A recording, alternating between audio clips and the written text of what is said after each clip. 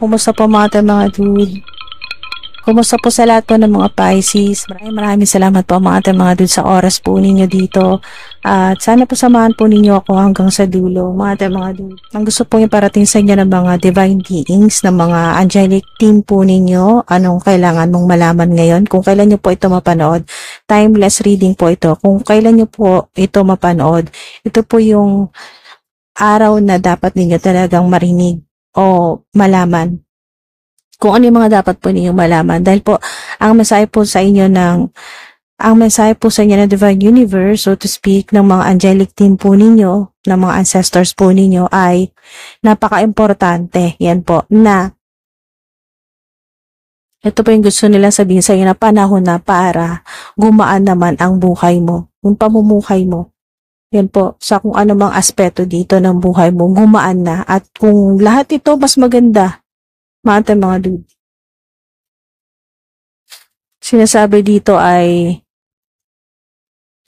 nag-quantum jump na po kayo sa abundance timeline po ninyo nang hindi ninyo nalalaman, hindi mo rin alam kung anong ginawa mo. Alright, so mga dude, hindi ko alam, wala akong idea kung anong ginawa mo nitong mga nakaraang araw, pero ayan o, di ba? Sakto, di ba? Magician at Six of Pentacles, di ba? Kung ano yung manifest po ninyo, kung ano yung matinding pagsubok na naranasan, sobrang hirap, ay ginawa po ninyo. Kasi sa magician, kayo po ay alchemist, ina-alchemize po ninyo yung pain, yung suffering, lahat-lahat ng hirap, lahat ng sakit na naranasan po ninyo, yung galit, lahat po yan, ina-alchemize o tinransmute po ninyo para maging ganito, pera, para makatulong, hindi lang para sa sarili mo, kundi sa mga taong pinapahalagahan mo, sa mga taong mahal mo, at sa mga taong gusto mong tulungan. Charity, yan po, nagbibigay po kayo ng donasyon. Or yun po, nandun yung intention po ninyo na makatulong sa community, sa online community, or sa community po ninyo dyan sa barangay po ninyo, sa mga kapitbahay, sa mga kakilala, mga kaibigan, o sa simbahan. Yan po. Kayo po ay napaka-generous na tao. Kaya lahat-lahat ng hirap o yung mga pangat na nangyari, lahat ng pangat na nangyari sa buhay po ninyo na alchemize nyo po. Kaya hindi ko alam kung anong ginawa mong ritual. Ay, okay, so wala akong idea kung anong ginawa mong manifestation technique o anong klaseng mantra ang ginawa mo o sinambit mo. Yan po mga dude. Ano man ito mga dude ay napakaganda. Okay? Panahon na para gumaan naman ang buhay mo at yes yan. Confirmation. Double confirmation. Ito yon, abundance. Ito na po yun, na maganda na ang flow ng money, ng abundance sa buhay po ninyo. Yung naglabas ka ng pera, bumabalik sa'yo. Ganun po. Yung bumili ka, nagbayad ka, babalik sa'yo. May babalik at babalik sa'yo na pera. Yan po mga dude. Binabalik sa'yo ng Divine Universe. Lahat ng lumabas na pera, binabalik sa'yo. Pumapasok sa tahanan po ninyo. Yan po. Pati yung inyo pong mga family members, yan po yung pamilya po ninyo, naambunan din po ng grasya na para sa'yo. Wow! O, diba? Public recognition. Or kung wala man kayong social media platform, nandito yung recognition sa trabaho po ninyo, magkakaroon kayo ng bonus, incentives, awards. Yan po. May progreso. Wow. Ito yung success of victory card po ito. Meron din po dito sinasabing dahon ng laurel o bay leaves. Maring isa rin ito sa ginamit mong tool para makapag-manifest ng ganito kalaking tagumpay o abundant success sa buhay mo. 616, pwedeng significant sa inyo ang number na yan. Look for a sign.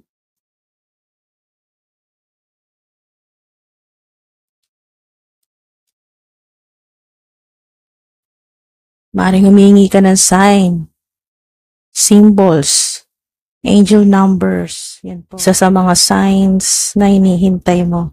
O, di ba? Yes. Yes, oh. Confirmation. Yes. Ang ganda ng flow ng abundance sa buhay po ninyo, sa mga connections, sa trabaho, sa love life.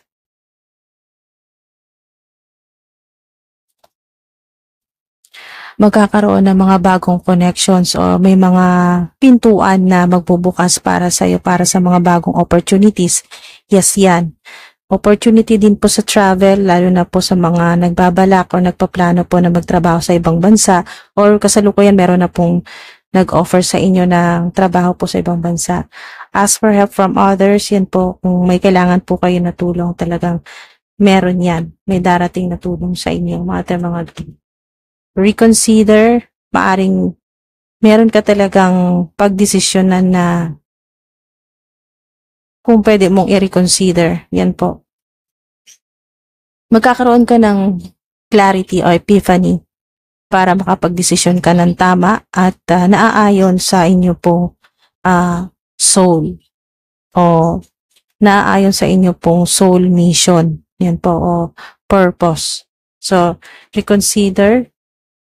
Maari pong may offer noon na hindi ka interesado pero maaring makatulong ito sa iyo na i-reconsider mo yan. Get more information. Marami kang malalaman. Mga spiritual downloads din po yan, mga impormasyon mula sa spirit realm. Kung mag-alala, itatanggap mo yan. Makakatulong yan sa'yo, lalo na sa mga mahirap na desisyon na kailangan mo gawin. Organize for success.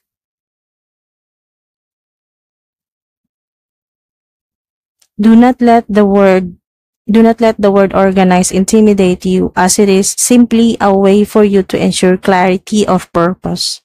Organizing your thoughts, your reports, your living and workspace, and your finances will help you know and plan your next action steps. Yan po. Lahat na ng klaseng pag-organize to, lahat mula sa mga gamit mo, sa mga personal mong gamit, sa inyo pong space, yan po. Sa bahay po ninyo, or sa trabaho mo, yung reports, yung mga ginagawa mo sa trabaho mo, lahat na yan, living and workspace, yan po, sa home, sa finances, sa work, sa trabaho po ninyo. Sa connections din po ninyo, yan po, mga dude, magiging maayos, okay? Kung mas magiging maayos, mas magkakaroon ka ng clarity, mas malalaman mo talaga kung ano ba talaga yung purpose mo, ano yung dahilan kung bakit nandito ka, nag-exist ka. At hindi lang po ito, no, yung mga physical na nakikita po ninyo, napaka-importante dito yung thoughts din po ninyo maging organized, maging maayos, maaliwalas. Yan po magsisimula na mas maging magaan po ang flow ng money energy o money frequency po sa buhay po ninyo. Money, success, yan po, victory, magtagumpay o mag-manifest yung mga gusto po ninyo mangyari sa buhay po ninyo, yung gusto ninyong ma-attract, ayan po. O i-alchemize dahil po sa magician. Confirmation yan, may yes kayo dito. Yes. Kung ang tanong po ninyo, posible ba talagang magkaroon ng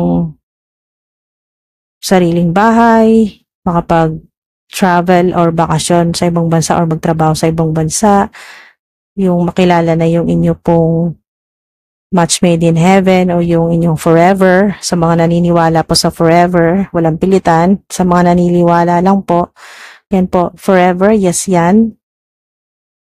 Nakita mo na rin yung mga signs, meron na mga signs, sinasabi dito ng mga angelic team mo na may mga signs na pinakita, lalo na sa mga nagmamanifest ng love life, ng inyo pong forever o ng inyong romantic partner. Yan, yes yan mga dude. So, yun po, maganda na yung flow, nandito na yung abundance, at papasukin nyo na lang po, accept. Kahit i-comment nyo na lang po or affirm dyan po sa comment section, I accept. Yun na lang po mga lead kasi nandito na present na. Nasa abundance timeline ka na. At ayan hindi ka na mauubusan. Lagi kang padadala ng Divine Universe ng mga kailangan mo, lalo na kung pera. Yan po. At justice din po para sa iyo. Good karma. Good karma, mga lead. Ito na yung pagbabago ng swerte ng buhay mo.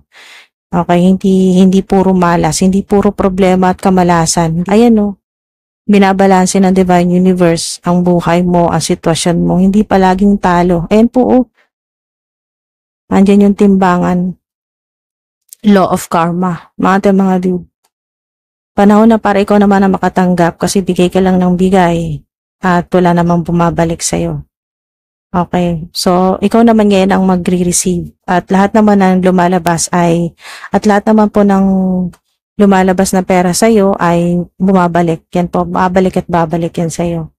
Lahat ng nagastos mo, babalik sa'yo. Yan po, multiplied. Hindi lang basta tenfold kasi pag tenfold may limitasyon pa yun hanggang 10 lang.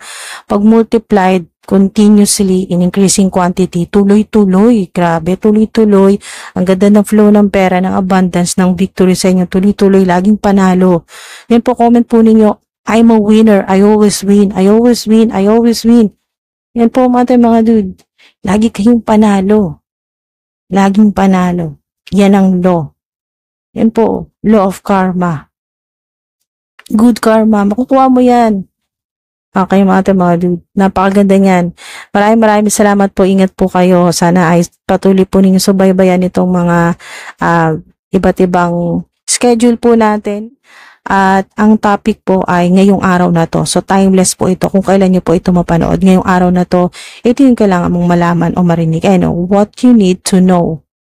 Yan po mula sa inyong angelic team, sa mga ancestors po ninyo, sa mga divine beings, sa mga goddesses na nakagabay at nakaprotekta sa inyo palagi, araw-araw, ganyan po mga dude. At lalo-lalo na po si Father God, ang divine universe, ang higher power, ang divine source. Wala nang iba. Okay, mga dude. Maraming salamat po. Ingat po.